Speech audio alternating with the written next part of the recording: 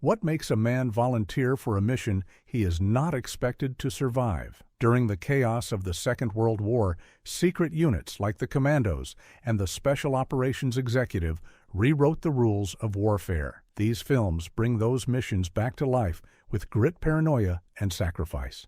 From sabotage behind enemy lines to suicidally brave raids, here are 12 free war adventures you can stream right now. Number 12. Play Dirty, 1969. Play Dirty arrived when audiences were tired of heroic war stories and wanted something grimy and real.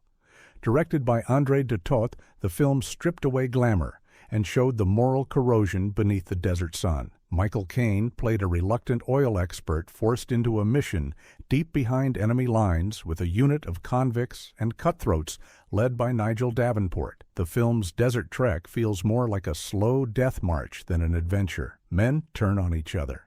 Orders blur between necessity and murder. The cinematography burns with sand and despair. Audiences expecting patriotic triumph were blindsided. British critics called it unpatriotic and unfit for wartime nostalgia reruns. It showed commandos as tools discarded once the job was done. Production was brutal. Caine nearly collapsed under real desert heat, and André de Toth shot through sandstorms, refusing to fake a single frame. The studio panicked, fearing its anti-hero tone would alienate veterans, and delayed its release. When it finally hit theaters, the public recoiled, but younger audiences whispered that it was closer to the truth than anything else on screen. Today, Play Dirty is a cult relic that predicts the modern anti-war tone of films like The Hurt Locker. It reminds viewers that courage and cynicism can share the same battlefield. Number 11. The Train, 1964. The Train was both a war thriller and an argument about art and survival. John Frankenheimer's black and white masterpiece follows French resistance fighters racing to stop a German colonel from shipping priceless paintings to Germany as Allied troops close in. Burt Lancaster performs his own stunts, leaping from locomotives and sprinting across real explosions. The film's realism came from obsession. Frankenheimer insisted on using actual trains, wrecking them for authenticity. The production nearly derailed after the studio demanded a romantic subplot. Lancaster sided with Frankenheimer and fired the original director, turning the set into a battlefield of egos. The result was a relentless spectacle that made machines and men feel equally doomed. In France, the film stirred controversy for showing resistance fighters as fallible, exhausted, and divided. Some saw it as unpatriotic, but others praised its honesty. The German colonel, played by Paul Scofield, was written with chilling humanity rather than cartoon evil, which unsettled wartime audiences. For years, The Train vanished from mainstream broadcasts due to its uncomfortable moral ambiguity. But film scholars resurrected it as one of the greatest war adventures ever made. Its final silent shots still echo the question of what is worth saving in a world that destroys everything. Number 10. Operation Crossbow, 1965. Operation Crossbow blended documentary precision with pulp tension. Based on real Allied missions to sabotage Nazi rocket sites, it starred George Peppard, Sophia Loren, and Trevor Howard in a web of deception and sacrifice. It begins as a spy thriller and ends as a nightmare of doomed operatives swallowed by explosions beneath concrete bunkers. The production mirrored its own chaos. Director Michael Anderson insisted on using real underground sets from abandoned tunnels in England. Lauren's brief cameo caused a studio uproar since her name was used heavily in promotion, though she appears for only a few minutes. Critics accused the producers of deception, but that twist added a strange realism, since wartime heroes often died before the headlines caught up. The British government initially objected to the film's exposure of secret post-war intelligence operations and delayed its release. Audiences found it thrilling yet unsettlingly bleak. Heroes fail, missions collapse, and victory feels hollow. Over time, Operation Crossbow gained a reputation as one of the most honest portrayals of espionage, sacrifice, and futility in the Second World War. It has been rediscovered on free streaming platforms where younger viewers are shocked at how unsparing it is.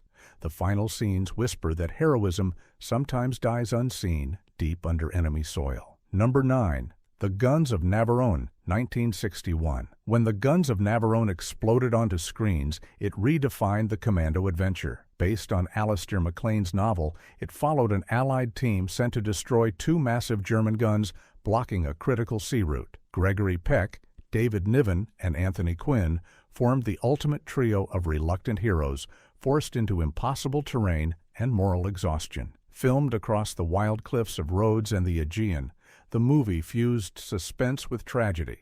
Director J. Lee Thompson demanded physical realism and forced the cast to climb actual cliffs without stunt doubles. Niven nearly died from an infection caught during filming, while Peck suffered bruises and heat exhaustion in full uniform under the Mediterranean sun. The studio begged Thompson to tone down the brutality, but he refused, saying, "War should never look clean." Censors in several European nations wanted the film trimmed for its violence and depictions of wartime sabotage, fearing it glorified destruction. In contrast, critics accused it of being too grim for mass audiences. Despite that tension, it became an international phenomenon, winning an Academy Award and inspiring countless imitators. Behind the explosions and heroics, The Guns of Navarone hides a question about loyalty and survival. Each man must choose between his conscience and his orders. 6 decades later, Arbuam remains one of the rare epics that dared to show courage mixed with despair. Number 8. The Heroes of Telemark, 1965. The Heroes of Telemark told a story so true it was almost too unbelievable for cinema. Set in Nazi-occupied Norway, it dramatized the sabotage of a heavy water plant, critical to the German atomic program. Kirk Douglas and Richard Harris play rival saboteurs whose egos threaten to destroy the mission even as they ski across blizzards and risk capture. Director Anthony Mann filmed under real Arctic conditions using Norwegian commandos as consultants. The cast endured avalanches, frostbite, and exhaustion. Douglas clashed with Mann over creative control, accusing him of turning the story into a morality play. Mann quit halfway through and returned only after the studio threatened to shut down production. When the film premiered in Europe, it drew anger from veterans who believed Hollywood had oversimplified their sacrifice. Yet others praised it for exposing how fragile human courage can be when faced with isolation and fear. British television later banned broadcasts of certain scenes depicting collaboration, fearing political discomfort during the Cold War. Despite its rocky reception, The Heroes of Telemark found new life decades later as one of the few war films to tackle scientific ethics. It asks whether stopping a weapon of mass destruction justifies any cost. Underneath its frozen landscapes lies a haunting reflection on the loneliness of those who saved the world and were forgotten. Number 7. Where Eagles Dare, 1968. Where Eagles Dare was pure adrenaline and espionage brilliance wrapped in snow and steel. Written by Alistair MacLean and directed by Brian G. Hutton, it turned a simple rescue mission into a twisting labyrinth of double agents' betrayals and explosive mountain warfare. Richard Burton and Clint Eastwood formed one of cinema's most unlikely duos, climbing cable cars under machine gun fire in the Bavarian Alps. The production was enormous and dangerous. Crews filmed on real mountains where avalanches threatened to kill cast and crew. Eastwood performed many of his own stunts, while Burton battled exhaustion from alcohol withdrawal. The studio panicked when daily costs doubled, but producer Elliot Kastner refused to cut corners, insisting that audiences must feel the altitude and the risk. Censors in West Germany hesitated to approve distribution, fearing the depiction of Nazi officers as competent rather than caricatured villains. Meanwhile, critics accused it of being too violent for general audiences. Yet the film's sheer energy overwhelmed every objection. Where Eagles Dare became a cult masterpiece, redefining the commando film for a generation that craved complexity. Its layered deceptions inspired countless spy thrillers from Cold War cinema to modern blockbusters. The Snowy Fortress remains a metaphor for isolation, paranoia, and courage forged in lies. Number 6. The Seawolves, 1980. The Seawolves stands as one of the last great adventure films to honor aging war heroes with grit and affection. Directed by Andrew Viv McLaglen, it reunited a legendary cast: Gregory Peck, David Niven and Roger Moore, for a semi-true story of retired British soldiers who launch an unsanctioned mission against German ships in neutral Goa. On the surface, it looked like a nostalgic caper, but beneath the humor lay quiet melancholy. The story follows members of the Calcutta Light Horse, a forgotten auxiliary unit called out of retirement for one last job. When intelligence reveals that German radio transmissions from neutral territory are sinking Allied ships, the old men volunteer for a suicide mission. They disguise themselves as civilians and sail toward the enemy under the cover of darkness, knowing their actions will never be officially recognized. Filming in India proved grueling. Temperatures soared above 100 degrees, and the cast suffered from exhaustion and illness. Gregory Peck refused body doubles for close combat scenes, while Roger Moore later admitted the production felt as dangerous as the mission itself. The studio feared the story's age-driven heroism would fail to attract younger audiences and cut marketing budgets just before release. Censors in India demanded edits to avoid offending Portuguese neutrality, still a sensitive historical topic. The film disappeared quickly from theaters, yet years later found a second life on television and free streaming platforms. Viewers now celebrate it as a heartfelt farewell to an era of decency, duty, and courage without medals. Beneath the sea battles and sabotage lies an elegy for men who gave everything and expected nothing. Number 5. The Dirty Dozen, 1967. Few war films capture chaos, rebellion, and redemption like The Dirty Dozen. Directed by Robert Aldrich, it follows 12 military convicts offered pardons if they agree to storm a Nazi chateau filled with high-ranking officers. What begins as a training exercise spirals into an unforgettable explosion of violence and moral ambiguity. At its release, the film was considered revolutionary. Gone were noble speeches and shining uniforms. Instead, Aldrich filled the screen with rage, cynicism, and gallows humor.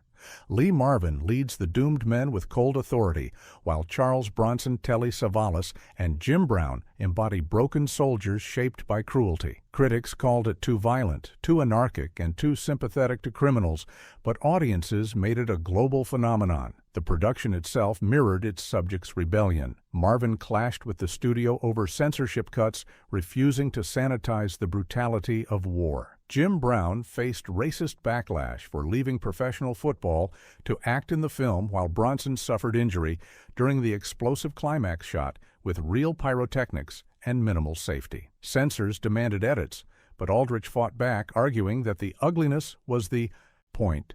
The United States Army refused to cooperate, calling the story an insult to discipline. Yet that rejection only increased the film's legend.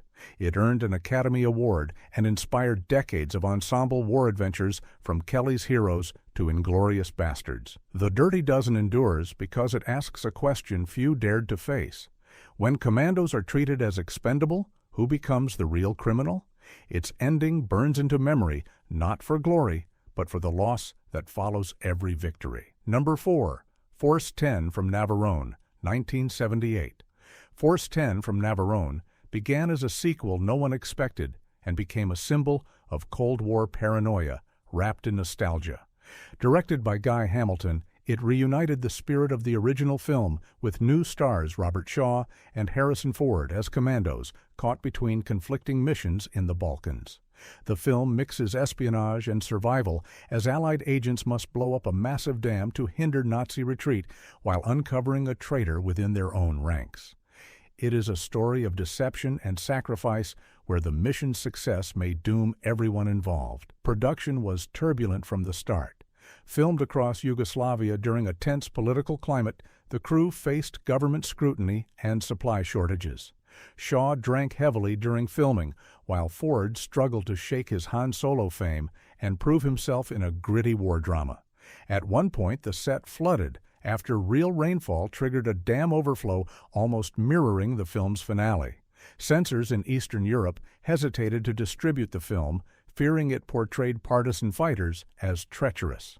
Western critics dismissed it as too cynical, while audiences expecting old-fashioned heroics found themselves watching a darker meditation on loyalty and futility. For years, Force 10 from Navarone drifted into obscurity until rediscovery by younger viewers fascinated by its blend of realism and fatalism. Today it feels prophetic, a bridge between classic war adventure and the disillusioned espionage tales of the late 20th century. Its final sequence, where survival feels emptier than death, remains a haunting echo of soldiers who followed orders into silence. Number 3. The Bridge on the River Kwai, 1957. The Bridge on the River Kwai was more than a film. It was a fever dream of pride and madness forged in the jungle heat.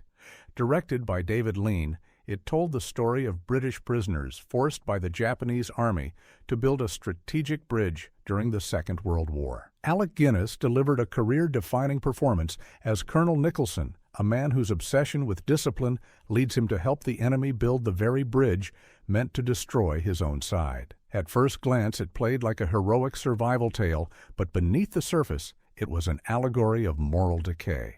The deeper Nicholson buried himself in work, the more he lost sight of the war itself. Every nail driven into that bridge felt like a blow to sanity. The Shabat final explosion still stands as one of cinema's most unforgettable metaphors, a triumph that turns instantly into tragedy.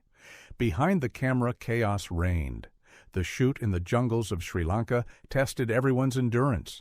Crew members fainted from heat and disease spread through the camp. Lean's perfectionism drove actors to exhaustion. Guinness clashed with the director so violently that production nearly stopped. When the film finally premiered, it shocked censors and veterans alike. Some accused it of glorifying collaboration, others praised it for exposing the madness of war's discipline. Despite the controversy, The Bridge on the River Kwai swept the Academy Awards and reshaped how war was portrayed. It remains a haunting reminder that the line between hero and villain can vanish under the strain of command. The final echo of whistled marching fades into silence like a warning from history itself. Number 2. Ill Met by Moonlight, 1957. Ill Met by Moonlight told one of the boldest and most absurdly brave missions ever carried out by the Special Operations Executive. Directed by Michael Powell and Emmerich Pressburger, it dramatized the real-life abduction of German General Heinrich Kreipe from Nazi-occupied Crete. Dirk Bogarde starred as the elegant and ruthless Major Patrick Lee Firmer, whose small band of commandos infiltrated the island disguised as enemy officers and spirited the general away through mountain passes under constant pursuit. The tone is deceptively calm. Moonlight and shadow cloak every frame as if the island itself conspires to protect the saboteurs. Yet tension never leaves. Every villager who helps them faces death. Every wrong turn means capture. Powell and Pressburger turned the story into a poetic dance between courage and insanity. Production was tense. The filmmakers used authentic locations in Crete where wartime scars were still visible. Locals wept as actors in German uniforms reappeared on streets that had once seen real executions. Bogarde's quiet charisma carried the film, but he loathed the heat and isolation. Powell later admitted he nearly quit when equipment sank in a flash flood that destroyed half the day's footage. British censors demanded several lines cut for fear of offending former allies now tied in Cold War politics. Despite this, the film became a modest success and slowly grew into legend. Modern audiences rediscover it as one of the few depictions of the SOE that captures its paradox. Men who fought dirty but dreamed noble. It ends not with victory, but with silence under the moon, reminding viewers that true heroism often hides in shadows unseen. Number 1. The Secret Invasion, 1964. The Secret Invasion remains one of the most underappreciated commando thrillers ever made. Directed by Roger Corman long before he became known for cult horror, it tells of 5 prisoners released to undertake a suicide mission in Nazi territory under the Yser command of Stuart Granger. Their task: rescue an Italian general who can unite the resistance before Allied invasion begins. What sets the film apart is its tone of fatalism. The commandos are not heroes, but outcasts, gamblers, thieves, and killers. As they journey deeper into occupied Europe, each one finds redemption or ruin. Corman shot it on location in Yugoslavia, using abandoned fortresses and real soldiers as extras. Explosions were staged without permits, and one blast nearly destroyed a bridge that locals still used daily. The production budget was tiny, yet the film feels immense. Corman relied on raw geography to create scale and forced actors to perform dangerous stunts with little rehearsal. Critics dismissed it on release, calling it pulp fantasy. Yet over time, its stripped-down realism gained new respect. Unlike glossy war epics, this one feels handmade, desperate alive. Censors in Britain initially blocked its release, fearing its portrayal of Allied betrayal and moral compromise. It later found cult status among filmmakers who admired its rough power. Today, The Secret Invasion feels prophetic, the missing link between The Dirty Dozen and modern anti-hero war films. Its final moments, where redemption arrives too late, linger like smoke after battle. It whispers that every mission leaves ghosts behind and that courage is never pure. 12 stories, 12 missions, each one born from the madness of war and the mystery of human endurance. These films remind us that bravery is not always noble and orders are not always right. Which one will you watch first tonight? Leave a comment below, hit like and subscribe for more forgotten war epics waiting to be rediscovered.